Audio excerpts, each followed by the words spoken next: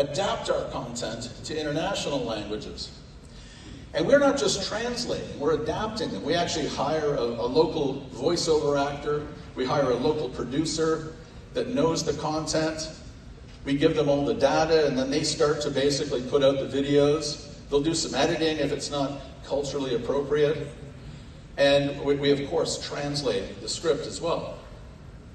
Snapchat, we had an opportunity to publish our content on Snapchat. And fortune favors the prepared, as they say. They said, I'm sorry, we're not taking any more English content at this time, but can you do Hindi? We're like, yeah, we just launched a Hindi channel actually 3 months ago. What are the chances a company from Toronto, Canada, gets an opportunity to go on Snapchat because we have What If is in Hindi? So we launched on Hindi on Snapchat, and now many languages later, we're publishing on all 3 of those platforms, as well as TikTok and Instagram.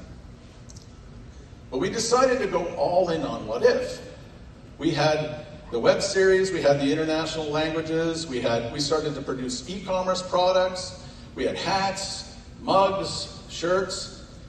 We launched the What If 100, which is the top 100 most watched minutes of all the videos from the combined 3 channels. We made a couple $100,000 doing that. Not exactly profitable, but it was fun.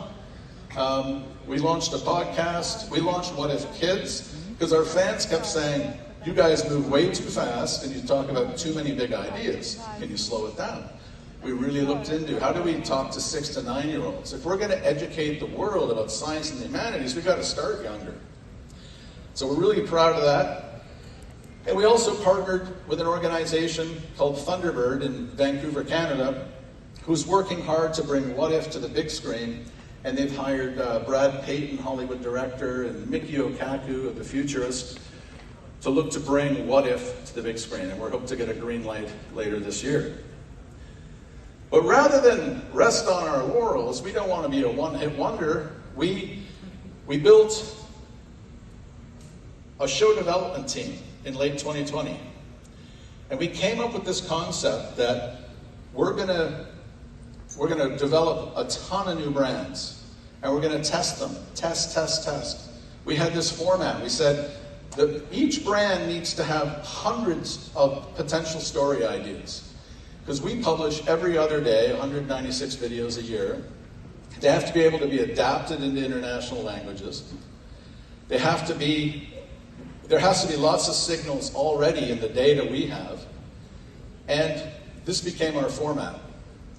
So we tested over 25 different shows. What we would do is we'd create a brand, we'd make 5 episodes, we'd put them on YouTube, we'd put them on Facebook, and we'd launch them, and we'd compare them on a graph.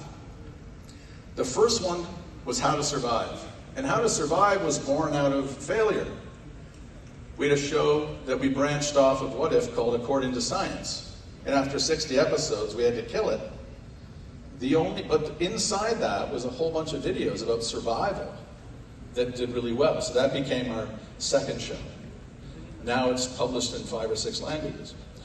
Your Body On was an offshoot of What If as well. We noticed that a lot of these body-related videos did well on What If. We launched a whole new channel called Your Body On. Crazy Creatures, very different than What If, but that was another one that came out of the data we had from Inch in 2017. Then we launched The Origins of Food, and we just launched What the Fuck Did I Just Watch, which is on Snapchat. And Versus is an interesting one to talk about, because of the 25 we tested, it was the first one we did, where we pit 2 animals against each other, figure out who would win in a fight, a T-Rex or a woolly mammoth. We made 5, they performed extremely well, but the producers that made it said, we can't make this show. We just can't find the footage. There's no footage of a woolly mammoth fighting a T-Rex.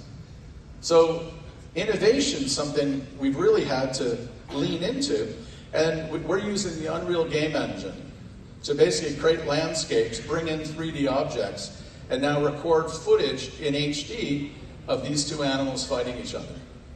And there's a lot of science out there about, who could potentially win in a fight. So I want to talk a bit about the workflow that makes this all happen. So when the pandemic broke out, we discovered we needed to know at a task-by-task level what everybody in the company was doing. So in our production process, we have script writers, we have script editors, we have fact checkers, we have thumbnail artists, we have writers, we have editors, we have showrunners that run the brand. That's a cool job. Those guys are making about $100,000 a year. And we needed to know where everybody was in the production process. And we also built a video CMS called Story Suite that integrates the whole thing together. And all of our videos get uploaded into there. And one of the challenges is we either live in a data desert or you have a data tsunami. You know, we noticed a lot of us, there was very little in between. So what we're doing is bringing all the data from Facebook, YouTube, and Snapchat right into Story Suite so the video editor can see how their video performed. They don't have to log into the back